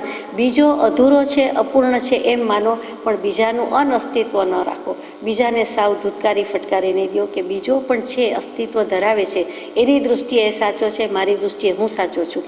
અત્યારે આમ છે, અત્યારે એના ભાવ આવા છે, અત્યારે મારા ભાવ એવા છે, એમ કાંઈક વારી જવાનું છે. તો એવી વારી જવાય એવી વાણી તો કે જીનેશ્વરની વાણી, કૃપાઓની વાણી, અને એ વાણીની જ બલિયારી છે. હો સત્પુરુષના વચનામૃત, મુદ્રા અને સત્સમાગમ જે કંઈ છે તે કૃપાદેવ લખે છે કે મારો મહાવીર એમ કોઈ કાળે કહે નહીં. એની ડિક્શનરીમાં નથી, એટલે તો એણે અનેકાંતવાદની ભેટ આપી કે વસ્તુ અનેક ધર્મ ધરાવે છે, અનેક રીતે કહી શકાય છે, અનેક રીતે હોઈ શકે છે, અનેકનો સ્વીકાર કરો. અત્યારે આમ છે, અત્યારે આ જીવના આવા ભાવ છે, અત્યારે આ વસ્તુ આ પરિસ્થિતિ આમ આકાર લે છે, પણ એથી કરીને આમ જ હોય અને આમ જ હતું, આમ જ થશે એ ભૂલી જાઓ. એવું કોઈ દિવસ મારો મહાવીર કહે નહીં. એ જ એની સતકવિની પેઠે ચમત્કૃતિ છે. સતકવિ કોને કહીએ તો કે તીર્થંકર દેવના 1008 ઓછામાં ઓછા વિશેષણ છે. કોઈ પણ ભગવાનના આપણે સહસ્ત્ર નામાવલી કહીએ છીએ. જુઓ, સહસ્ત્ર શબ્દ છે, સહસ્ત્ર જેવો શબ્દ જ નથી. એ કાં લખવામાં ભૂલ છે, કાં બોલવામાં ભૂલ છે, કાં ખોટું મનાઈ ગોખાઈ ગયું છે. સહસ્ત્રલિંગ તળાવની સહસ્ત્રલિંગ તળાવ, એમ સહસ્ત્ર ફણા પાર્શ્વના, સહસ્ત્ર જેમ પ્રકાશ કહીએ છીએ તો લખીએ છીએ, તેમ સહસ્ત્ર આ સમજવા માટે છે. પણ સહસ્ત્ર જેવો શબ્દ જ નથી. શસ્ત્ર અસ્ત્ર શબ્દો છે પણ સહસ્ત્ર નથી. તો અહીંયા આપણે વાત કરતા હતા કે જીવ કેવું કેવું કરે છે, અનેકાંત દૃષ્ટિની વાત કરતા હતા, તેમાં સહસ્ત્ર આવ્યું. તો કે સહસ્ત્ર ગમે, સહસ્ત્ર ઉપાય કરો તો પણ સતકવિ જે સહસ્ત્ર નામાવલી છે, 1008 વિશેષણ છે, એમાં તીર્થંકર દેવ માટે વપરાતું સતકવિ, કૃપાળદેવ માટે વપરાતું વિશેષણ એકલું કવિ વળી સતકવિ. મોરબી બાજુ તો હજુ પણ, અને રાજકોટ પણ આવી જાય, હજુ પણ એટલે હજુ પણ 125 વર્ષ પછી પણ કૃપાળદેવનો ધર્મ વિતરાગ ધર્મ એમ કહેવા કરતાં ઘણા હજુ કવિરાજનો ધર્મ એમ બોલે છે. કવિ સતકવિરાજનો ધર્મ અથવા સતકવિનો ધર્મ, એટલે કૃપાળદેવને કવિ કયા. કોઈ કવિ એટલે માત્ર પદના રચયિતા છે એમ માને કે શીઘ્ર કવિ અને સુંદર પદ, અધ્યાત્મ નીતરતું એવા પદ રચે, માત્ર તેમ નથી. એ તો એકમાત્ર વિશેષણ થયું. અહીંયા કવિ એટલે કેવા છે તો કે તીર્થંકર દેવ જેવા છે. તીર્થંકરનું વિશેષણ છે. મને તો જરાય ખોટું ન લાગે, આપણે કોઈએ લગાડવા જેવું નથી. એ કવિનો ધર્મ કહેતા એણે જાણી અજાણીએ તીર્થંકરનો, મહાવીરનો, વિતરાગનો ધર્મ જ કીધો. એમાં દુઃખ લગાડવા જેવું નથી. અને કવિ કોને કહીએ તો કે એવી પદરચના કરીને ગયા હોય કે અજર અમર થઈ જાય. આત્મસિદ્ધિ શાસ્ત્રથી અજર અમર થઈ ગયા. જીનેશ્વર ભગવાન અત્યારે આપણી સમક્ષ નથી, પણ જીન વાણી છે તો અજર અમર અવિનાશી છે. તો એવી રીતે જયંતી તે સુકૃતિનો રસસિદ્ધા કવિશ્વરા નાસ્તિ યેષામ યશયકાયે જરા મરણ જમ ભય. એવા સુકૃત કરેલા છે, એવા સત્કાર્યો કરેલા છે, એવા કવિ સતકવિ કહેવાય છે કે જે રસસિદ્ધ છે. કયો રસસિદ્ધ સાબિત કર્યો છે? સાહિત્યના મુખ્ય 9 રસ, એમાં મુખ્યમાં મુખ્ય શાંત રસ, પ્રધાન રસ.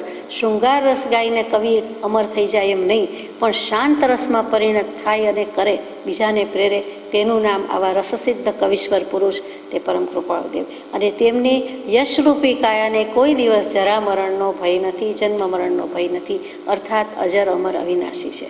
એ સત્કૃતિથી અમર થઈ ગયા છે. મહાવીર સ્વામી એ રીતે અમર થઈ ગયા. સતકવિની આ ચમત્કૃતિ છે, તેવી જ પરમ કૃપાળદેવની ચમત્કૃતિ છે આ સતકવિ. એટલે જેમ તેમ તો લખ્યું જ નથી. અને મારો મહાવીર કહે ત્યારે કૃપાળદેવને કેટલું મારાપણું છે. મારો ભગવાન કે મારો ભગવાન, મારો પુરુષ કે મારા ઘરના કે મારું બાળક આમ ન કરે, એને કેટલો પૂર્ણ વિશ્વાસ છે. તો એ શ્રદ્ધા અને વિશ્વાસથી પોતે પણ બીજા મહાવીર છે. કયા બળે થયા છે તો કે એક સ્વવિશ્વાસ, આત્મશ્રદ્ધા. પૂર્ણ વિશ્વાસ. અને કોની? તો કે આત્માની. આત્માની એટલે સાદા અર્થમાં આત્મવિશ્વાસ, સેલ્ફ કોન્ફિડન્સ કહીએ એમ તો કે નહીં, આત્મતત્વનો વિશ્વાસ છે કે જે મહાવીરે આત્મતત્વ જેવું જોયું, જાણ્યું, અનુભવ્યું તેવું જ આત્મતત્વ મારું જોયું, જાણ્યું, અનુભવ્યું છે.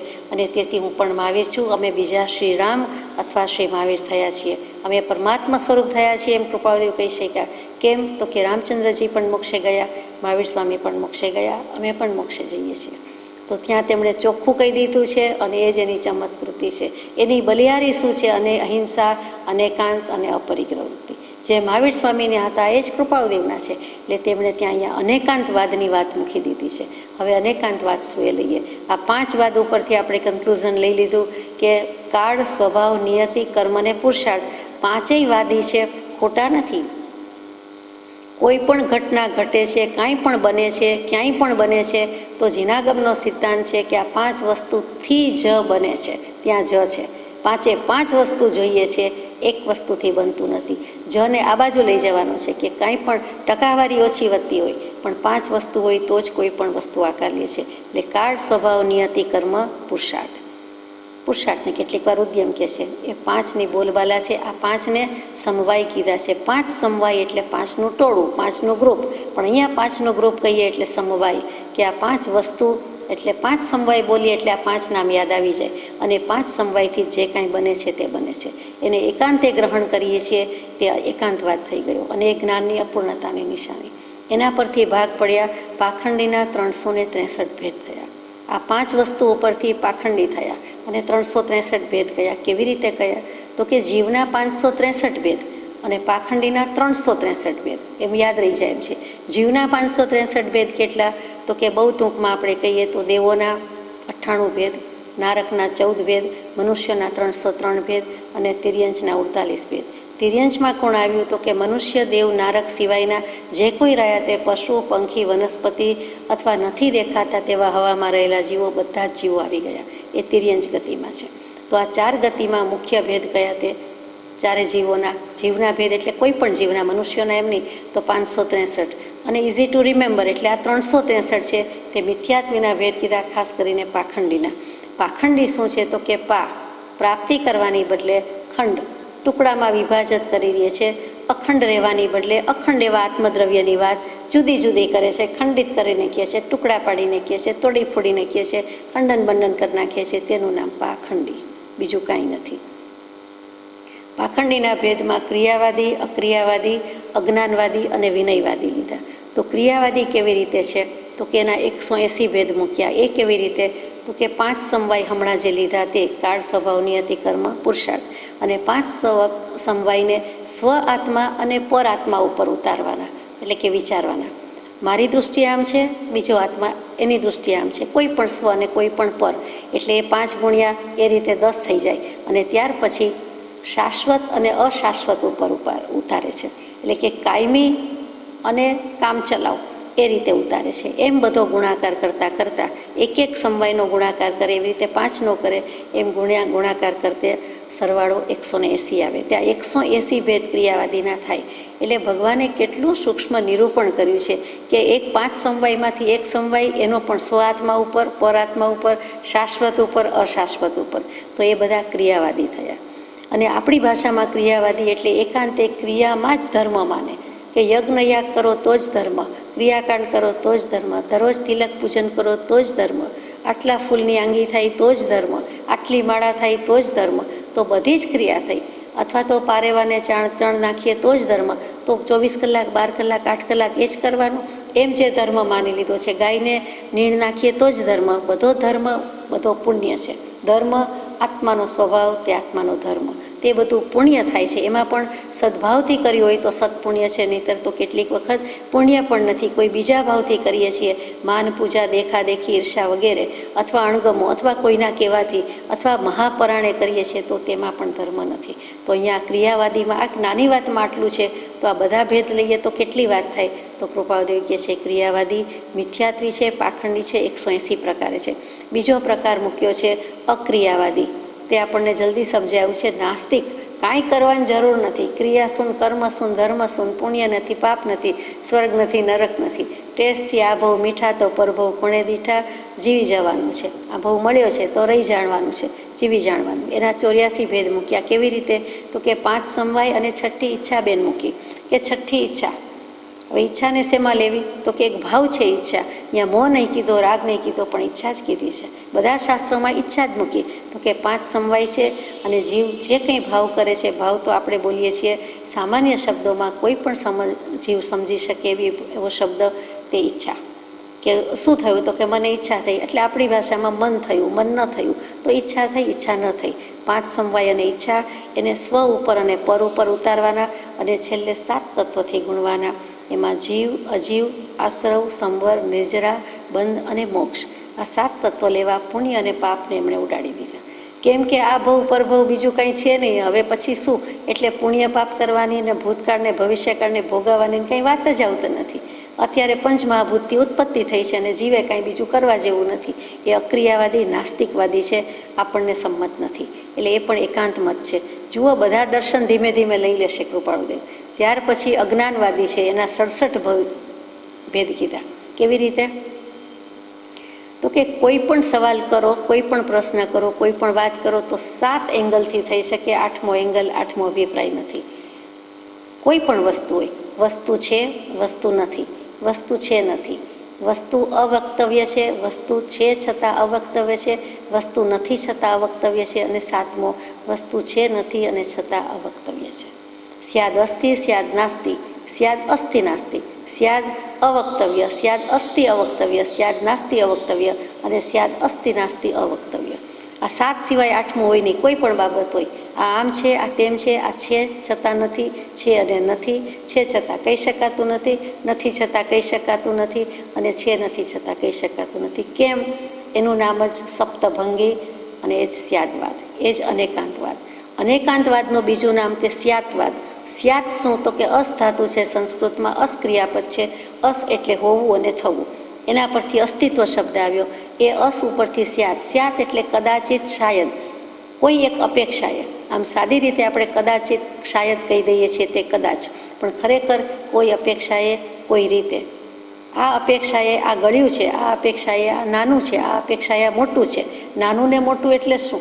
એક અપેક્ષા તો રહેલી છે, આની દૃષ્ટિએ મોટું ને આના કરતાં વધારે ને આના કરતાં ઓછું, તો એ વિના તો એ કંઈ વાત થઈ શકે નહીં. એ જીનાગમની ભેટ છે. એ સ્યાદવાદ, અનેકાંતવાદ એટલે થિયરી ઓફ રિલેટિવિટી ઓફ જુડિમેન્ટ, એનું નામ સ્યાદવાદ.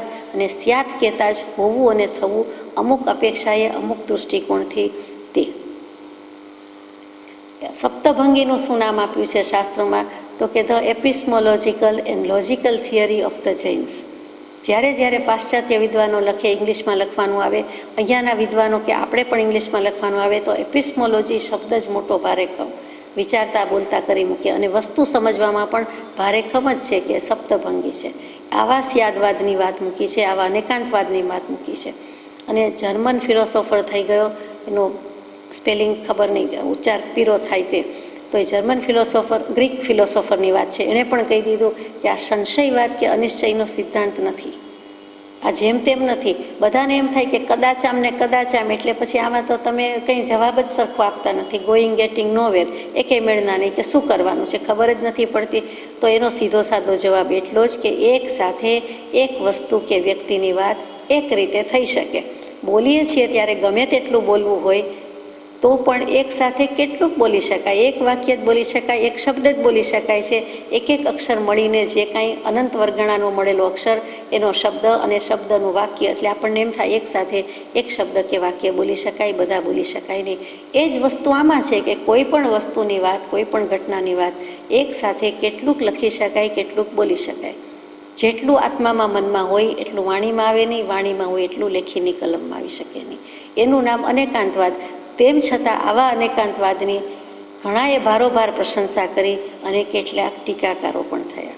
એમાં કડકમાં કડક ટીકા કરનારા કે સમીક્ષા કરનારા હોય તો એક શંકરાચાર્યજી, પ્રખર વેદાંતિ, અને બીજા બૌદ્ધ દર્શનવાળા. ગૌતમ બુદ્ધથી માંડીને જે કોઈ થયા તે, ગૌતમ બુદ્ધ પછીના જે દાર્શનિકો થયા છે બૌદ્ધ દર્શનમાં, ધર્મકીર્તિ અને શાંતિ રક્ષિત, એ બંનેએ આ અનેકાંતવાદની ટીકા કરી. એ એમ કહે છે કે સ્યાતવાદ એટલે મિથ્યા પ્રલાપ છે, નકામો બકવાસ છે એમ કહી દે છે. કેમ કે તમે છે નથી કર્યા કરો છો. પણ વસ્તુ નાની છે કહીએ ત્યારે નાની છે, આની અપેક્ષા એ નાની છે ને આની અપેક્ષા એ મોટી છે, આના કરતાં નાની ને મોટી. આપણો વ્યવહાર જ અનેકાંત વ્યવહાર છે, અનેકાંતવાદ પર ચાલે છે. આ વિના કાંઈ બની જ ન શકે, હોઈ જ ન શકે. તેમ છતાં દલીલ કરનારાએ વાદી કયા છે ને દલીલ કરવી છે. એટલે ખંડન મંડનમાં હોશિયાર છે તો કે આ બધો તમે મિથ્યા પ્રલાપ જ છે. મહાવીર સ્વામી દરેક વસ્તુનો જવાબ દરેક નહીંથી, દરેક અભિપ્રાયથી આપે. એટલે કે આય સાચું ને આય સાચું, આય ખોટું ને આય ખોટું, આ રીતે આ સાચું, આ રીતે આ ખોટું, એમ સાબિત કરે છે, સમજાવે છે. તેના પર કોઈનો લક્ષ્ય કે ભાર નથી. અને એકાંતે લઈ લીધું કે બસ એ વાત કરે છે તે બરોબર નથી. શંકરાચાર્યજીએ તો એક જગ્યાએ ચોખ્ખું લખી દીધું, ભલે સંસ્કૃતમાં, કે આ દીવાનાનો બકવાસ છે. આ અનેકાંતવાદ આ જૈનો કરે છે તે દીવાના છે અને એનો બકવાસ જ છે, મિથ્યા પ્રલાપ છે. આપણને ગળે ઉતરે તેવી વાત નથી. એમણે ન જાણે જીનાગમના ઘણા સિદ્ધાંતનો ઘણો જ વિરોધ કર્યો છે અને ઘણા જ શાસ્ત્રો ડૂબાડી દીધા, બાળી દીધા વગેરે. એકી સાથે પરસ્પર વિરુદ્ધ ધર્મો હોઈ ન શકે એમ કહે છે. વસ્તુ અનિત્ય છે અને વસ્તુ નિત્ય છે આપણે કહીએ તો આપણે સમજી શકીએ કે આપણો વ્યવહાર જ એ રીતે છે કે વસ્તુ નિત્ય છે, બરોબર છે, આ વસ્તુ નિત્ય જ છે, એનું પૂતગલમાં રૂપાંતર થશે તે રીતે નિત્ય છે. પણ અનિત્ય તો કે આપણે જ અનિત્ય જેવા છીએ, બીજી ગતિમાં જતા રહીએ તો આપણા માટે શું કામની, અથવા કોણ વાપરશે. આપણા ઘરમાં પણ એમ કહીએ છીએ, બહાર પણ એમ કહીએ છીએ, તો એ જ વસ્તુ નિત્ય અનિત્યનો વિવેક. આત્મા નિત્ય કે અનિત્ય, તો કે અજર અમર અવિનાશી એટલે નિત્ય જ છે. પણ હવે અહીંયાથી આયુષ્ય પૂરું કરી દઈએ તો એ અનિત્ય જ થયો ને, કે આ ગતિમાં, આ ભવમાં, આ દેહમાં, આ સ્ત્રી પુરુષ રીતે રૂપે જ્યાં જન્મ્યા હતા તેનો નાશ થયો, તે પર્યાયનો નાશ થયો, તે રીતે નાશ થયો. પણ આત્મા તો ઉડીને બીજે જન્મ લઈ જ લીધો છે. અને સિદ્ધાત્મા થાય તો પણ એનું અસ્તિત્વ તો ત્યાં પણ રહે છે, મોક્ષગામી આત્મા તરીકે. મોક્ષે રહેલા આત્મા, સિદ્ધ બુદ્ધ આત્મા રહે છે. તો પછી અસ્તિત્વ તો હોવા છતાં કેમ તમે ના કહો? તો જીનાગમ એમ કહે કે દ્રવ્ય દૃષ્ટિએ આત્મા નિત્ય છે, પર્યાય દૃષ્ટિએ પલટાય છે. આત્મા દ્રવ્ય નિત્ય છે, પર્યાય પલટાય. એવું જ દરેક વસ્તુમાં છે. તો નિત્ય અનિત્ય, સાચું ખોટું, ઊંચું નીચું, સત અસત, એક વસ્તુમાં બધા ધર્મો એટલે કે બધા લક્ષણ ગુણ કેવી રીતે રહે, એમ શંકરાચાર્યજીની દલીલ છે. અને બીજા કેટલાકની દલીલ છે. જીનાગમ એમ કહે છે કેમ ન રહે? જે વસ્તુ નિત્ય છે એ જ વસ્તુ અનિત્ય છે. આ દૃષ્ટિથી નિત્ય અને આ દૃષ્ટિથી અનિત્ય, એમ દરેક વસ્તુમાં આવે છે. જ્યારે કોઈ વસ્તુ સાચી ખોટી કહીએ, સારી ખરાબ કહીએ, ત્યારે પણ તે જ દલીલ લાગુ પડે છે કે આ દૃષ્ટિએ સારું છે આનામાં અને આ દૃષ્ટિએ આનામાં ખોટું છે. આ વસ્તુ આ રીતે ઉપયોગી છે, આ રીતે બિનઉપયોગી છે. આટલા સમય માટે ઉપયોગી છે, આ કલર આટલા સમયમાં વપરાય તો વપરાઈ જશે તો ઉપયોગી છે, નહીં તો સુકાઈ જશે તો ત્યાં, એટલે એ સદુપયોગ નથી. તો કે એ ગેરઉપયોગ છે, ગેરઉપયોગ પણ નથી, અનુપયોગી છે, ત્યારે ઉપયોગી નથી. તો આવા બધા ધર્મો એકસાથે રહી શકે છે. ડૉક્ટર રાધાકૃષ્ણન મોટા ફિલોસોફર થઈ ગયા, એમને ઘણું પ્રદાન છે, એમનું કોન્ટ્રીબ્યુશન છે. તેમ છતાં જૈન દર્શનની અનેકાંતવાદની વાત એમને ગળે ઉતરી નથી, એમના જેવાને ઉતરી નથી. એ મને પણ વિચાર આવે છે કેમ એમ થયું. એમણે એમ કહી દીધું કે જૈન દર્શનમાં અનેકાંતવાદમાં પરમ તત્વને એટલે કે એબ્સોલ્યુટને કોઈ સ્થાન જ આપ્યું નથી. એટલે કે બધું રિલેટિવ સાપેક્ષ કહી દીધું, અપેક્ષાએ કહી દીધું, નિરપેક્ષ અનપેક્ષ, એટલે કે એબ્સોલ્યુટને કોઈ સ્થાન આપ્યું નથી. એટલે મને વિરોધ છે. મૂળમાં શું છે તો કે તેમની વેદાંતની માન્યતા હોવાથી, ગમે તેવા ફિલોસોફર હતા પણ મૂળમાં વેદાંતી હોવાથી તેમણે આ રીતે અભિપ્રાય આપ્યો છે. એમનું કહેવાનું એમ છે કે મોનિસ્ટિક આઈડિયાલિઝમ એટલે ગુજરાતીમાં એક તત્વવાદી વિજ્ઞાનવાદ પ્રત્યે આ લઈ જતું નથી, અથવા આ લઈ જાય છે. અનેકાંતવાદ એ પ્રત્યે લઈ જાય છે, એટલે કે એબ્સોલ્યુટને કોઈ સ્થાન નથી. એટલે જાણીએ અજાણીએ બીજા બધા વાદી છે એ અનેકાંતવાદનો કેવી રીતે સ્વીકાર કરે છે? તો જ્યારે દાર્શનિકો કે તત્વજ્ઞાનીઓ ભેગા થાય છે ત્યારે જે રીતે દલીલ કરે છે એના સારાંશ રૂપે બહુ સંક્ષિપ્તમાં આપણે લઈએ છીએ. તો સાંખ્ય દર્શન શું કહે છે કે સત્વગુણ, રજોગુણ અને તમોગુણ એ ત્રણ ગુણની સામ્ય અવસ્થામાં જે કોઈ પ્રસાદ, સંતોષ, દૈન્ય વગેરે અનેક ધર્મો જન્મે છે, હોય છે, તેનો એક આશ્રયમાં સ્વીકાર છે. તેનો એ વખતે ત્રણ ગુણમાં સ્વીકાર કર્યો છે. વસ્તુના ધર્મ તો જુદા જુદા છે, ગુણ જુદા જુદા છે, પણ એ સામ્ય અવસ્થા એકની બદલે ત્રણની થઈ તો ત્રણમાં બીજા બધાનો સ્વીકાર તો કર્યો જ છે. તો એમ કેમ કહો છો કે એકાંતવાદ જ અમે માનીએ છીએ? તમે અનેકાંતવાદનો સ્વીકાર તો કર્યો, વસ્તુ એકમાં અનેક વસ્તુ તો લીધી, ઓછામાં ઓછી ત્રણ લીધી, ત્રણ ગુણ લીધા, એટલે તમે પણ અનેક ધર્મોને તો માનો છો, અનેકાંતવાદને માનો છો. એટલે સાંખ્ય દર્શને આ રીતે સ્વીકાર કર્યો. નૈયાયિકો એટલે કે ન્યાય દર્શનને માનનારા છે તે શું કહે છે? તો કે દ્રવ્ય, ગુણ, કર્મ એ ત્રણ પદાર્થ સામાન્ય રીતે પણ હોય છે અને વિશેષ રૂપે પણ હોઈ શકે છે. જ્યાં એમ કહી દીધું કે આ રીતે પણ હોય અને આ રીતે પણ હોય, સામાન્ય અને વિશેષના ભેદ આવ્યા, તો ત્યાં જ આવી ગયું. વળી એક કરતાં વધારે પદાર્થ કે ગુણ લીધા છે. આમ તો 17 ગુણને માને છે, પણ અહીંયા દ્રવ્ય, ગુણ, કર્મ મુખ્ય લીધા છે. તો કે એ ત્રણ કર્મ પ્રમાણે થાય છે, એ ત્રણ ગુણ પ્રમાણે થાય છે, વળી સામાન્ય વિશેષ. એટલે એમણે પણ અનેકાંતવાદનો સ્વીકાર કર્યો છે. બૌદ્ધ દર્શનના બૌદ્ધો તો એ એમ કહે છે કે 5 વર્ણવાળું કોઈ પણ રત્ન હોય, એટલે ત્યાં 5 આવ્યું એટલે એકમાં દેખાય છે એક મુખ્યતા, એક જ કલર, તેમ છતાં અંદર 5 કલર રહેલા છે, સ્વીકાર કરે છે. અને એ રત્નને મેચક સંબોધન કરે છે, મેચક નામ આપ્યું છે. મેચક કહીને ત્યાં ચિત્ર જ્ઞાનનો સ્વીકાર કર્યો છે અને વિજ્ઞાનવાદને પણ સ્વીકારે છે. એટલે ત્યાં અનેકાંતવાદનો એમણે સ્વીકાર કર્યો છે. બૌદ્ધ દર્શન શૂન્યવાદી છે. આત્મા દ્રવ્ય નિત્ય છે, પર્યાય પલટા, એની બદલે શું કહે કે આત્મા તો ક્ષણે ક્ષણે નાશ પામે છે, વિનાશ પામે છે. તો આત્મસિદ્ધિજીમાં કૃપાળદેવે બીજી શંકામાં એ રદિયો આપ્યો છે, એક ધીમેકથી સિફતથી ઉડાવી દીધી છે કે બૌદ્ધ દર્શનની આ વાત, શૂન્યવાદની વાત બરાબર નથી. સમય સમયે પર્યાય પલટાય છે, એમ જીનાગમ કહે છે, અનેકાંતવાદ કહે છે તે માનો. ઉત્પાદ વ્યય દ્રવ્ય થયા કરે છે, જે હમણાં થોડા દિવસ પહેલાં આપણે સવિસ્તર લીધું છે. વસ્તુ ઉત્પન્ન થાય છે, વસ્તુ નાશ પામે છે, છતાં વસ્તુ વસ્તુ રૂપે તો રહે છે. સોનાની બંગડી, બંગડીની વીંટી, પણ સોનું સોનું રૂપે તો રહે છે, એની ધ્રુવતા જતી નથી. તો એમ તમે માનો કે આત્મા તો છે જ, સ્થિર છે, અજર છે, અમર છે, અવિનાશી છે, એનું ધ્રુવત્વ ક્યાંય જતું નથી. જેમ આત્માનું તેમ કોઈ પણ વસ્તુનું દ્રવ્યની સ્થિરતા ક્યાંય જતી નથી. પૂર્વ મીમાંસકો એટલે વેદાંત દર્શન છે તે ઉત્તર મીમાંસાવાળા છે, એની પહેલાં થઈ ગયા તે પૂર્વ મીમાંસા, એટલે કે વેદાંત દર્શનનો જે એક પહેલો ફાંટો, એ એમ કહે છે કે પ્રમાતા, પ્રમેય અને પ્રમિતિ એના જ્ઞાનને અમે એક રૂપે માન્યું છે. તો એમ માન્યું છે, તેમાં પણ 3 તો આવ્યા જ, પ્રમાતા, પ્રમિતિ, પ્રમેય, એટલે ત્યાં અનેકાંતવાદનો સ્વીકાર કર્યો જ છે. અને જે વેદાંતી નથી સ્વીકારતા, અતિ દલીલ કરે છે શંકરાચાર્યજી અને બીજા કેટલા, શું કામ? તો કે બ્રહ્મમાંથી જન્મ્યું અને બ્રહ્મમાંથી ઉત્પન્ન થયું અને બ્રહ્મમાં છેલ્લે લય પામે છે. એટલે બ્રહ્મ વસ્તુમાં જ જગત રહેલું છે. બ્રહ્મ વસ્તુની અંતર્ગત માયા શક્તિ અને એના પ્રભાવથી એકી વખતે જે કંઈ અનેકાકાર થાય અને જગતનો વિભ્રમ થાય છે, કે જગત સ્થાન લે છે, આકાર લે છે. એક જાણે કે બ્રહ્મ એટલે મોટું બ્લેક હોલ હોય અને એમાંથી જાણે કે બધા જન્મતા હોય, ઉત્પત્તિ થતી હોય, એવી રીતે બધા તત્વ છૂટા પડતા હોય અને જે રચકણ જેવું દેખાય એવી રીતે જીવ દેખાય, અજીવ દેખાય, બધું થાય. તો કે એ રીતે જગત આખું વિવર્ત સ્વરૂપે છે, વિભ્રમ સ્વરૂપે છે, એમ કહે છે. તો એવું જે માને છે કે એકમાંથી અનેક થયું, એકોહમ બહુશ્યામ, તો ભલે એક બ્રહ્મ તત્વમાંથી માન્યું, પણ અનેક પર તો આવ્યા જ, અનેક વસ્તુ, અનેક ગુણ, અનેક લક્ષણ, અનેક ધર્મ, તો અનેકાંતવાદનો વિરોધ કેવી રીતે કરી શકે છે? જાણીએ અજાણીએ, જ્ઞાત ભાવે અજ્ઞાત ભાવે, છન્ન પ્રચ્છન્ન રીતે, છુપી રીતે પણ શંકરાચાર્યજી કે બૌદ્ધ બંનેએ અનેકાંતવાદનો સ્વીકાર તો કર્યો જ છે. અનેકાંતવાદથી મોટી ભેટ એ છે, મોટો ફાયદો એ છે કે પરમત સહિષ્ણુ થઈ શક્યા છે. જૈનો પરમત સહિષ્ણુ થઈ શક્યા.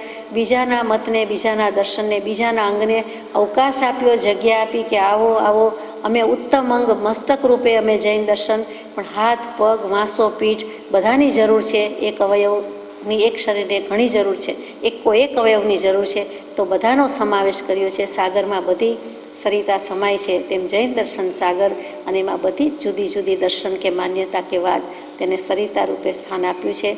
અને સાગરમાં ગાગર, એમ સાગરમાં સરિતાનો સમાવેશ કર્યો છે. આ અનેકાંતવાદની વાત છે. એને નિશ્ચયવાદ કહેવાની બદલે આ લોકો એમ કહે છે બધા કે સંશયવાદ છે અને શંકાવાદ છે. આમ પણ છે ને આમ પણ છે. સાદી ભાષામાં આમ પણ જવાય ને આમ પણ જવાય. તો એ શું છે? ખરેખર એમ જ છે કે જે કંઈ સંશયવાદ છે, સંદેહવાદ છે, એની બદલે એ સ્યાદવાદ છે, એ સર્વ સંશયનો છેદક નિશ્ચિતવાદ છે. નિશ્ચય ઉપર લાવીને મૂકે છે. અહીંથી અગાસ કેવી રીતે જવાય, તો જેટલી રીતે જવાતું હોય એટલી રીતે આપણે કહેવું જ જોઈએ. આપણે તરત જ એમ કહી દઈએ કે આ વ્યક્તિ પૂછનાર વ્યક્તિ તો કારમાં જવાની એટલે આટલી વાર લાગશે, આટલા કિલોમીટર. આ વ્યક્તિ પૂછે છે, વિહાર કરે છે, સાધુ સાધ્વીજી છે, ચાલીને જવાના છે, પદયાત્રિક છે, તો પછી અત્યારે એને આટલા કિલોમીટર છે, આટલી વાર લાગશે. ઊંટ ગાડી લઈને કોઈ જવાનું હોય તો એને આટલી વાર લાગશે, રેકડી લઈને જાય તો આટલી વાર લાગશે. પણ આપણે મોટે ભાગે પૂછનાર ટ્રેનમાં જવાનું હોય તો પેટલાદથી બેસે છે તો કેટલી વાર લાગશે એમ કહેવાના. એમ આપણે જુદી જુદી અપેક્ષામાં સામી વ્યક્તિ જે અપેક્ષા એ પૂછે છે એને સમજીને એક જ જવાબ આપીએ છીએ, અથવા આપણું જ્ઞાન ઓછું પડે છે એટલે આપણે આ 2-3-4 રીતે જવાબ આપીને રહીએ છીએ. મહાવીર સ્વામીને પૂછ્યું હોય, કૃપાળુદેવને પૂછ્યું હોય, એવા જ્ઞાની પુરુષને પૂછ્યું હોય તો એ બધા એંગલથી આપે. જે સાધના જે નથી શોધાયા એનો પણ વિચાર કરીને, જ્ઞાનમાં આવ્યું હોવાથી એનો લક્ષ્ય કરીને એ રીતે જવાબ આપશે કે પ્લેનમાં આટલી વાર લાગશે. અત્યારે એરપોર્ટ ન હોય તો કાંઈ નહીં, પણ એમ કે પ્લેનમાં આટલી સેકન્ડ થાય, અથવા તો મંત્ર વિદ્યાથી આટલી સેકન્ડમાં ત્યાં પહોંચી જાય, મનથી એક સમયમાં પહોંચી જાય. આવું બધું કેવલ જ્ઞાની બધું જ જાણતા હોવાથી બધા એંગલથી બધી અપેક્ષાનો વિચાર કરીને જવાબ આપે. નહીં તો ખોટું કહેવાય, આમ પણ થાય આમ પણ જવાય. આપણે તો કહી દઈએ બસ નથી જતી, ટ્રેન નથી જતી, ત્યાં રેલવે સ્ટેશન નથી, ત્યાં એરપોર્ટ નથી. જ્યારે મહાવીર સ્વામી કે કૃપાળુદેવ કે કેવલ જ્ઞાની કે સ્યાદવાદી અનેકાંતવાદીને જવાબ આપવાનો હોય, જાહેરમાં, ખાનગીમાં, એકલા બેકલા અથવા લખવામાં, એને બધી અપેક્ષાથી આપવો પડે. અને નહીં તો એમ કે આ અપેક્ષા આમ છે, આ દૃષ્ટિએ આમ છે. ચોખવટ કરવી પડે કે આટલા આટલા સાધનથી આટલી આટલી વાર લાગે, આ રીતે જઈ શકાય છે. અને અહીંયા ભૂલું પડી શકાય એમ છે, અહીંયા ખાડા ખબડાવે છે, અહીંયા રસ્તો ઉબડખાબડ છે, એ બધું જ એ કહી શકે છે, આપણા જ્ઞાનમાં નથી. આપણને જેટલી ખબર હોય તે મર્યાદિત જ્ઞાનથી વાત થાય છે, કેટલીક અપેક્ષાથી લિમિટેડ સેન્સમાં વાત થઈ છે. જીનાગમ મારો મહાવીર કૃપાળુદેવ કે આપણે એમ કહી શકીએ અમારા બેય મહાવીર સ્વામી આવી વાત કહે નહીં, એ અનેકાંત વાતથી જ કહે, એ જ વાપરીને કહે જ નહીં. તો ટૂંકમાં આ સ્યાદવાદ અને એકાંતવાદની અનેકાંતવાદની વાત આ રીતે પૂરી થાય છે. આપણે યથાશક્તિ બહુ જ સંક્ષિપ્તમાં લીધું છે. આ દર્શનની વાત તો કીધી જાય એમ નથી. અનેકાંતવાદ તે અનેકાંતવાદ, અનેકાંત જય પતાકા નામનું મોટું શાસ્ત્ર રચાયું છે અને ધુરંધર આચાર્ય ભગવંતે લખ્યું છે. વચનામૃતજી જેટલું 800-900 પાનનું શાસ્ત્ર એ કેમ લખ્યું હશે? આ એક અનેકાંત દર્શન ઉપર. અનેકાંત દૃષ્ટિ કહેતા સમ્યક દૃષ્ટિ, અનેકાંત દર્શન કહેતા વિતરાગ દર્શન, જૈન દર્શન, અને એકાંતવાદ કહેતા એ સિવાયના બધા જ એમાં સમાવેશ પામે છે. સીધી સાદી શબ્દમાં એક જ વસ્તુને લઈને મચી પડે, મંડી પડે, એક આત્માને લઈને મંડી પડે, એક આત્માને અનેક એંગલથી સ્વીકારે, અનેક અંશે સ્વીકારે તો કામ થઈ જાય, પણ તે કરી શકતા નથી. આપણે કૃપાળુદેવના પત્ર પરથી એટલી ઉદાર